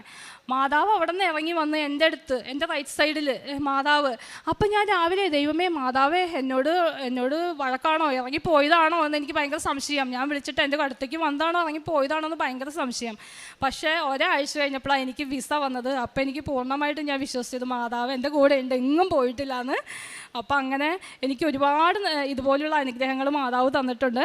അപ്പം ഞങ്ങൾ ഈ 22 ഏർലി മോർണിംഗ് 12:30 ഞങ്ങളുടെ ഫ്ലൈറ്റ് ഫാമിലി ആയിട്ടാണ് പോകുന്നത്. പിന്നെ എനിക്ക് നല്ല സാലറി തന്നെ, എനിക്ക് പ്രൊവിഷണൽ ഓഫർ ലെറ്റർ കിട്ടിയേക്കാളും നല്ല സാലറിയിലാണ് എൻ്റെ ലാസ്റ്റ് കണ്ടീഷണൽ ഓഫർ ലെറ്റർ വന്നേക്കണേ. പിന്നെ ഒരു ഗവൺമെൻറ് ഹോസ്പിറ്റലിലാണ് കിട്ടിയേക്കണേ. ഞാൻ ഗവൺമെൻറ് ഹോസ്പിറ്റലിൽ കിട്ടുന്ന ഒരിക്കലും പ്രതീക്ഷിച്ചില്ല. ഞാൻ വല്ല കെയർ ഹോമിലും ഒക്കെ കിട്ടുള്ളൂ. പക്ഷേ എനിക്ക് ഭയങ്കര ആഗ്രഹമായിരുന്നു എനിക്കൊരു ഗവൺമെൻറ് ഹോസ്പിറ്റലിൽ വർക്ക് ചെയ്യാൻ. കാരണം എനിക്ക് ICU എക്സ്പീരിയൻസാണ്. അപ്പം വാർഡിലൊക്കെ കയറിയിട്ട് ICUവിൽ കയറാമെന്നൊക്കെയുള്ള ആഗ്രഹങ്ങളൊക്കെ ആയിരുന്നു. അപ്പം എനിവേ ഫസ്റ്റ് എനിക്ക് റിജക്റ്റായി പോയത് പ്രൈവറ്റ് ഹോസ്പിറ്റലായിരുന്നു. പക്ഷേ ഇതൊരു ഗവൺമെൻറ് ഹോസ്പിറ്റലാണ്. അപ്പം ഒരുപാട് നന്ദിയുണ്ട് മാധവനോടും ഈശോപ്പച്ചനോടും ഇത്രയും വലിയ അനുഗ്രഹം എനിക്കും എൻ്റെ കുടുംബത്തിനും തന്നതിനെ ഓർത്ത്. ഞങ്ങൾ എല്ലാ ദിവസവും രാവിലെ പ്രത്യക്ഷീകരണ പ്രാർത്ഥനയും വൈകിട്ടും ഈവനിങ് പ്രയറും ചെല്ലുമായിരുന്നു. ഡെയിലി ബ്രെഡ് എല്ലാ ദിവസവും കൂടും. പിന്നെ പിള്ളേർ എന്നും സ്കൂളിൽ പോകുമ്പോൾ ഇവർക്ക് ഞാൻ നേർച്ച വസ്തുക്കളായ ഉപ്പ് കൊടുക്കും, തൈലം പൂശും. അങ്ങനെയൊക്കെയാണ് ഇവരെ വിടുന്നത്. വൈകിട്ട് ഞങ്ങൾ ഒരുമിച്ച് നിന്ന് സന്ധ്യാപ്രാർത്ഥന ചൊല്ലി എല്ലാവരും കുരിശ് വരച്ച് എല്ലാവരുടെ നെറ്റിയിൽ കുരിശ് വരച്ച് കൊടുക്കുമായിരുന്നു. അങ്ങനെ പിന്നെ ഞങ്ങൾ പ്രേക്ഷിത പ്രവർത്തനമായിട്ട് ഞങ്ങൾ ചെയ്യുന്നതെന്ന് വെച്ച് കഴിഞ്ഞാൽ ഇവിടുന്ന് കിട്ടുന്ന പത്രം ഞാൻ ചെല്ലുമ്പോൾ ലേറ്റ് ആയിട്ടില്ല എന്നുണ്ടെങ്കിൽ അന്ന് തന്നെ കുറേ പത്രം കൊടുക്കും. ബാക്കിത്തെ പത്രം പിറ്റേ ദിവസം തന്നെ ഞാൻ കൊടുക്കും. അതുപോലെ ഞങ്ങളിപ്പോൾ എവിടെയെങ്കിലും പള്ളിയിലൊക്കെ പോവുകയാണെങ്കിൽ അവിടെയൊക്കെ ഇങ്ങനെ മാതാവിൻ്റെ പത്രം ഇരിക്കണമെന്നുണ്ടെങ്കിൽ ഞാൻ അത് എടുത്തുകൊണ്ട് പോകും. അങ്ങനെ പല പള്ളികളിൽ നിന്നും ഞാൻ എടുത്തുകൊണ്ട് വന്ന് ഞാൻ ഓരോരുത്തരുടെ കൈകളിൽ ഏൽപ്പിച്ചിട്ടുണ്ട്. പിന്നെ അതുപോലെ ഒരു ദിവസം ഞാൻ നോക്കുമ്പോൾ ഒരുപാട് വിഷമം തോന്നി. എൻ്റെ മോൾ എപ്പോഴും എവിടെ മാതാവിൻ്റെ പത്രം കണ്ടാലും അവൾ എന്നോട് പറയും, അമ്മയുടെ കൃപാസനം പത്രം എന്നും പറഞ്ഞുകൊണ്ട് അവളെന്നെ കാണിച്ചു തരും. ഞാൻ കണ്ടില്ലെങ്കിൽ അവളെന്നെ കാണിച്ചു തരും. അപ്പോൾ ഞാനത് എടുത്തുകൊണ്ട് പോയി ഇങ്ങനെ അർഹതപ്പെട്ട കരങ്ങളിൽ കൊടുക്കുമായിരുന്നു. അപ്പോൾ ഞാൻ ഒരു ദിവസം ഇതുപോലെ ഞങ്ങളിങ്ങനെ പള്ളിയുടെ ഫ്രണ്ടിൽ നിന്നും കിട്ടി ഒരു ടേബിൾ അവിടെ ഇട്ടിട്ടുണ്ട്. അവിടെ കുറേ പത്രം ഇരിക്കണ്ടായിരുന്നു. അത് ഞങ്ങൾ എടുത്തു. അപ്പോൾ പിന്നെ എൻ്റെ ഫാദറിലോ മദറും മരിച്ചിട്ടുണ്ട്. അപ്പം സിമിത്തേരി പോയി എന്നാൽ അവരെ ഒന്ന് കാണാമെന്ന് വിചാരിച്ച് അങ്ങോട്ട് ചെന്ന് കഴിഞ്ഞപ്പോൾ അവിടെ നിലത്തിട്ട് ചവിട്ടിയിട്ടേക്കുക മാതാവിൻ്റെ പത്രം. അപ്പോഴത്തേനും കുഞ്ഞ് തന്നെ കണ്ടത്. പിന്നെ പെട്ടെന്ന് ഞങ്ങൾ എടുത്ത് പൊടിയൊക്കെ കളഞ്ഞ് തുടച്ച് ഞങ്ങൾ അത് അർഹതപ്പെട്ട കരങ്ങളിലോട്ട് കൊടുത്തു. അങ്ങനെ പ്രേക്ഷിത പ്രവർത്തനം ഞാനത് ചെയ്യുന്നുണ്ട്. പിന്നെ കാരുണ്യ പ്രവൃത്തിയായിട്ട് ഞങ്ങൾ ഞങ്ങൾ അപ്രോച്ച് ചെയ്യുന്ന എല്ലാവർക്കും ഞങ്ങൾ കഴിയുന്ന പോലെ ധനസഹായം കൊടുക്കാറുണ്ട്. പിന്നെ വെക്കേഷനൊക്കെ ഞാൻ നാട്ടിൽ വരുമ്പോൾ ഹസ്ബൻഡിൻ്റെ നിന്ന് കുറച്ച് പൈസ മേടിച്ചിട്ട് ഞാൻ കുറച്ച് ചിലവാക്കാറുള്ളൂ. ഞാൻ ഏതെങ്കിലും പാവപ്പെട്ടവർക്ക് രോഗികളെയൊക്കെ സന്ദർശിക്കുമ്പോൾ ഞാൻ ആ പൈസ കൊണ്ടു കൊടുക്കും. പിന്നെ മെഡിക്കൽ കോളേജിൽ ഞങ്ങളുടെ കുടുംബ യൂണിറ്റിൽ നിന്ന് തന്നെ ഒരു അറേഞ്ച്മെൻ്റായിട്ട് ഞങ്ങൾ പൊതിച്ചോറ് കൊടുക്കുന്നുണ്ട്. അതിൽ ഞാൻ കോൺട്രിബ്യൂട്ട് ചെയ്യും. അങ്ങനെ പാവപ്പെട്ടവർക്കൊക്കെ ഞങ്ങളിപ്പോൾ വീട്ടിലായാലും പാവപ്പെട്ട മനുഷ്യരൊക്കെ എന്തെങ്കിലും കൊണ്ടൊക്കെ വന്നു കഴിഞ്ഞാൽ ചിലപ്പോഴൊക്കെ ആവശ്യമില്ലാത്തതാണെങ്കിലും മേടിക്കും. അവർക്ക് സഹായം ആവട്ടെ, അവർ വെയിൽ കൊണ്ടൊക്കെ നടക്കുന്നതല്ലേ എന്ന്. പിന്നെ വീടിൻ്റെ അടുത്തുള്ളവർക്കും നെയ്ബേഴ്സും വീടിൻ്റെ അടുത്തൊരു അമ്മച്ചിയുണ്ട്. അമ്മച്ചീനെ എപ്പോഴും എല്ലാ കാര്യത്തിലും ഞാൻ സഹായിക്കും. അങ്ങനെ ഉള്ള കാര്യപ്രവൃത്തികളാണ് ഞങ്ങൾ ചെയ്യണേ. ഇത്രയും വലിയ കാര്യങ്ങൾ എനിക്കും ഞാൻ എൻ്റെ കുടുംബത്തിനും തന്നതിന് 1000 നന്ദി അമ്മയ്ക്കും ഈശോപ്പച്ചനും പറഞ്ഞുകൊണ്ട് ഞാൻ നിർത്തുക. Praise the Lord. Ave Maria.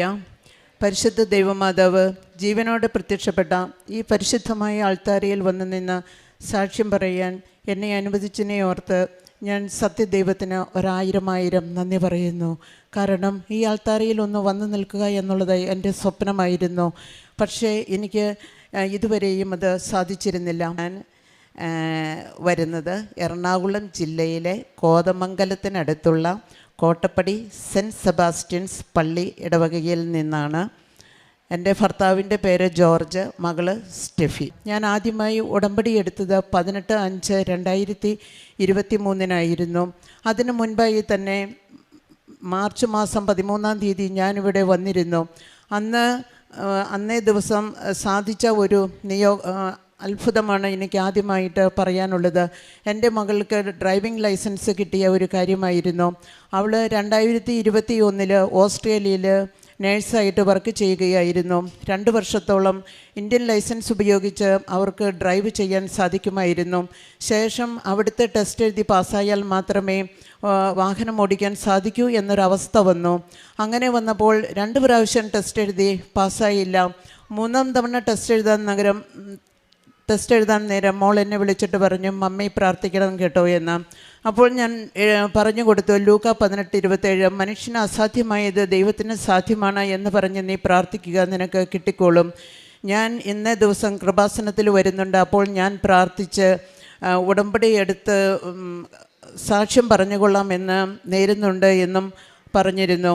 ശേഷം മോൾ പറയുകയായിരുന്നു, അന്നേ ദിവസം ടെസ്റ്റിന് വന്നത് ഒരു ചെറുപ്പക്കാരനായ വ്യക്തിയായിരുന്നു. ആ ആൾ കുശലാന്വേഷണങ്ങളെല്ലാം നടത്തിയതിന് ശേഷം ഡ്രൈവിംഗ് ടെസ്റ്റ് നടത്തുകയും അതുകൊണ്ട് തന്നെ ഭയം കൂടാതെ ആ ടെസ്റ്റ് പാസ്സാകാൻ എൻ്റെ മകൾക്ക് സാധിക്കുകയും ചെയ്തു എന്നുള്ളത്. ആ ഉടമ്പടിയിലെ നിയോഗമാണ് ഞാനിപ്പോൾ സാക്ഷ്യപ്പെടുത്തുന്ന പരിശുദ്ധ ദൈവമാതാവിനും ഈശോയ്ക്കും 1000 നന്ദി സമർപ്പിച്ചു കൊള്ളുന്നു. രണ്ടാമതായിട്ട് എനിക്കുണ്ടായ രോഗസൗഖ്യങ്ങളാണ്. അതായത് വർഷങ്ങളായി, ഒത്തിരി വർഷങ്ങളായിട്ട് എനിക്ക് ഭയങ്കര നടുവേദനയും നടുമിന്നലും ഉണ്ടായിരുന്നു. നമുക്ക് സ്ത്രീകൾക്ക് പ്രത്യേകിച്ചും അറിയാം, നമ്മുടെ അടുക്കള ജോലികളും മറ്റുമൊക്കെ ചെയ്യുന്നതിന് നമുക്ക് ഈ നടുവേദനയും നടുമിന്നലും കൊണ്ട് നടന്നു കഴിഞ്ഞാൽ സാധിക്കുകയില്ല. ഞാൻ പിറ്റേ ദിവസത്തെ പ്രാരംഭ ജോലികൾ, അതായത് രാവിലത്തെ ജോലികൾ ചെയ്യുന്നതിനായിട്ട് എൻ്റെ വീട്ടിലെ പാത്രങ്ങൾ, തട്ടിന് താഴെ ഇരിക്കുന്ന പാത്രങ്ങളെല്ലാം മുകളിൽ കയറ്റി വെച്ചിട്ടായിരുന്നു രാവിലെ എൻ്റെ ജോലികൾ തുടങ്ങിയിരുന്നത്. ഞാൻ അമ്മയോട് പ്രാർത്ഥിച്ചു, അമ്മേ ഞാനിവിടെ വരുന്നു, ഉടമ്പടി എടുത്തുകൊള്ളാം, എനിക്ക് ഒരു രോഗസൗഖ്യം നൽകി അത്യാവശ്യമായി എനിക്ക് ചെയ്യേണ്ട കാര്യങ്ങൾ ചെയ്യാനുള്ള കഴിവ് നൽകണമേ എന്ന്. ഞാൻ ഞങ്ങളുടെ ഹെൽത്ത് ഡിപ്പാർട്ട്മെൻറ്റിലായിരുന്നു വർക്ക് ചെയ്തുകൊണ്ടിരുന്നത്. ഇടയ്ക്കിടയ്ക്ക് ഡോക്ടർമാരെ കാണും, അവരൊരു ഇഞ്ചക്ഷനും ഗുളികയും തരും, അപ്പോഴത്തേക്ക് മാറും, വീണ്ടും ഇത് വരും. അത് ഒരു സ്ഥിരം ശല്യമായി എനിക്കിരിക്കുകയായിരുന്നു. ദൈവകൃപയാൽ ഇപ്പോഴെനിക്ക് ആ ഒരു പ്രശ്നമേ ഇല്ല. എല്ലായിൽ നിന്നും ദൈവം എനിക്ക് മുക്തി തന്നിരിക്കുന്നു. അതുപോലെ തന്നെ 2019 മുതൽ എന്നെ അലട്ടിയിരുന്ന ഒരു പ്രശ്നമായിരുന്നു കാൽമുട്ടിലെ വേദനയും നീരും.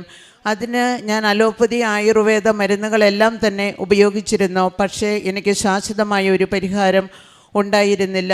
ഉടമ്പടിയിൽ ഒരു വട്ടം ഞാനിത് സമർപ്പിച്ചു. അമ്മ മാതാവേ, മാതാവ് വിചാരിച്ചാൽ നടക്കാത്തതായി ഒന്നുമില്ല.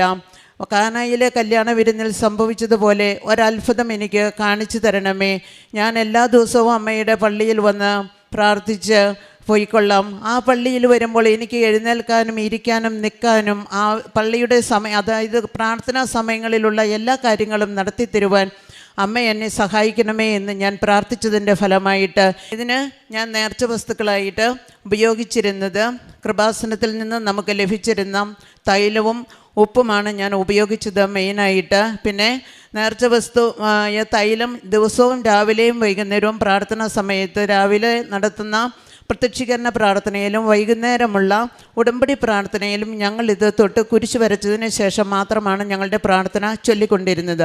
കുളിക്കാനായിട്ട് ഞാൻ ഉപയോഗിക്കുന്ന വെള്ളത്തിൽ എല്ലാ ദിവസവും ഒരു നുള്ള് ഉടമ്പടി ഉപ്പ് ചേർത്തിട്ട് ആ വെള്ളം ഉപയോഗിച്ചാണ് ഞാൻ കുളിച്ചുകൊണ്ടിരുന്നത്. ഇപ്പോഴും അങ്ങനെയാണ് ഞാൻ ചെയ്യുന്നത്. അതുവഴിയാണ് എനിക്ക് പൂർണ്ണമായി ഇതിനുള്ള സൗഖ്യം ലഭിച്ചത്. കൂടാതെ എൻ്റെ കണങ്കാലിൻ്റെ ഭാഗത്തുമായിട്ട് ഒരു പ്രൊജക്ഷനും ഉണ്ടായിരുന്നു. ആ പ്രൊജക്ഷൻ ഇതുപോലെ എക്സ്റേ എടുത്തപ്പോൾ, മറ്റുള്ളതിനും എക്സ്റേ ഒക്കെ എടുത്തതാണ്, ഇപ്പോൾ തേയ്മാനവും വാദവുമാണെന്ന് അതിനൊക്കെ പറഞ്ഞിരുന്നതാണ്. ഇതും കാണിച്ചു കൊടുത്തപ്പോൾ, എക്സ്റേ എടുത്തപ്പോൾ പറഞ്ഞത് ഇത് കുറച്ച് കഴിയുമ്പോഴത്തേക്കും നമുക്കൊരു സർജറി വേണ്ടി വരും, എന്നാലേ ഇത് പൂർണ്ണമായി നീക്കം ചെയ്യാൻ സാധിക്കുകയുള്ളൂ, വേദന മാറുകയുള്ളൂ എന്നാണ് പറഞ്ഞത്. അപ്പോൾ ഞാൻ അവിടെ നിന്ന് ഉപ്പിട്ട് വെള്ളത്തിൽ കാല് വയ്ക്കാനും അങ്ങനെയൊക്കെയുള്ള കുറേ പൊടികൈകൾ ഡോക്ടർമാരും പറഞ്ഞിരുന്നു. അപ്പം ഞാൻ എന്ത് ചെയ്തു, ഈ കൃപാസനത്തിൽ നിന്ന് കിട്ടുന്ന ഉപ്പിട്ട് ആ വെള്ളത്തിൽ എൻ്റെ കാല് വയ്ക്കുകയും ദിവസവും വൈകുന്നേരവും രാവിലെ ഇതുപോലെയുള്ള നേർച്ച വസ്തുക്കൾ എൻ്റെ കാലിൽ അപ്ലൈ ചെയ്യുകയും ചെയ്തതിൻ്റെ ഫലമായിട്ട് ആ പ്രൊജക്ഷൻ നിശേഷം മാറി. അതുപോലെ പള്ളിയിൽ നിന്നാലും ഈ കാലിൻ്റെ വേദന കാരണം എനിക്ക് എപ്പോഴും ഇങ്ങനെ അനക്കിക്കൊണ്ടിരിക്കേണ്ടതായ ഒരവസ്ഥയാണ് ഉണ്ടായിരുന്നത്. ഇന്നിപ്പോഴത് പൂർണ്ണമായി ഒരു സൗഖ്യം കിട്ടിയിരിക്കുന്നു. പിന്നീട് ഇത് അമ്മ മാതാവ് വഴി തന്നെയാണ് ലഭിച്ചതെന്ന് എനിക്ക് ഉറച്ച വിശ്വാസമുണ്ട്. അല്ല എങ്കിൽ ഇന്നും ഞാൻ ഇതെല്ലാം വഹിച്ചുകൊണ്ട് തന്നെ നടക്കേണ്ടി വരുമായിരുന്നു. പിന്നെയുള്ളത് എൻ്റെ ഭർത്താവിന് ലഭിച്ച അത്ഭുതകരമായ രോഗസൗഖ്യമാണ്. അദ്ദേഹത്തിന് 2013-14 മുതൽ ഒരു സ്കിൻ അലർജി വന്നിട്ട് നമുക്ക് മുഖത്തേക്ക് നോക്കുമ്പോൾ തന്നെ അറപ്പും വെറുപ്പും ഉണ്ടാകുന്ന ഒരവസ്ഥയായിരുന്നു. സ്വന്തം വീട്ടുകാർക്ക് അറപ്പ് തോന്നിയില്ലെങ്കിൽ പോലും കാണുന്നവരെല്ലാം എപ്പോഴും ചോദിക്കാൻ തുടങ്ങി, ഇതെന്ത് പറ്റി. അവസാനം പറഞ്ഞ് എൻ്റെ ഭർത്താവ് മടുത്തു. അവസാനം എവിടെയൊക്കെയോ പോയി, പല സ്ഥലങ്ങളിലും പോയി ഈ സ്കിൻ സ്പെഷ്യലിസ്റ്റിനെ കാണുകയും അവിടെ നിന്നെല്ലാം പലവിധ മരുന്നുകൾ നൽകുകയും ചെയ്തെങ്കിലും പൂർണ്ണമായ ഒരു സൗഖ്യം അദ്ദേഹത്തിന് ഉണ്ടായിരുന്നില്ല. ഇവിടെ വന്ന് ഞാനത് ഉടമ്പടിയിൽ വെച്ച് പ്രാർത്ഥിച്ചതിൻ്റെ ഫലമായിട്ട് പൂർണ്ണമായ ഒരു സൗഖ്യം 1 വർഷം കഴിഞ്ഞപ്പോഴേക്കും അദ്ദേഹത്തിന് ലഭിച്ചിരുന്നു. പിന്നെ കുറച്ച് നാൾ കഴിഞ്ഞ് ഞങ്ങൾ ഈ സാക്ഷ്യമൊന്നും പറയാനായിട്ട് വരാൻ ഞങ്ങൾക്ക് പറ്റിയില്ല. ഞങ്ങൾ വിദേശത്തേക്കൊരു മോളുടെ അടുത്തേക്ക് ഒരു യാത്ര പോയി. അവിടെ ചെന്ന് കഴിഞ്ഞപ്പോഴത്തേക്കും ഒരു കുറച്ച് നാൾ കഴിഞ്ഞപ്പോൾ വീണ്ടും ഇത് പ്രത്യക്ഷപ്പെടാനായിട്ട് തുടങ്ങി.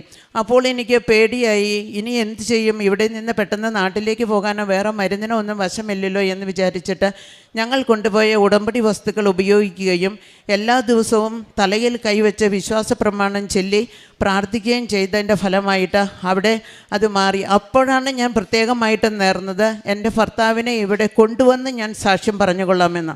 അതിനു മുമ്പ് ഞാൻ സാക്ഷ്യം പറഞ്ഞുകൊള്ളാമെന്ന് മാത്രമേ നേർന്നിരുന്നുള്ളൂ, ഭർത്താവിനെ കൊണ്ടുവരാം എന്ന് ഞാൻ പറഞ്ഞിരുന്നില്ല. പക്ഷേ നിർഭാഗ്യവശാൽ ഇത്രയും കാലമായിട്ടും എനിക്ക് ഭർത്താവിനെ കൊണ്ടുവന്ന് സാക്ഷ്യം പറയാനായിട്ട് സാധിച്ചിരുന്നില്ല.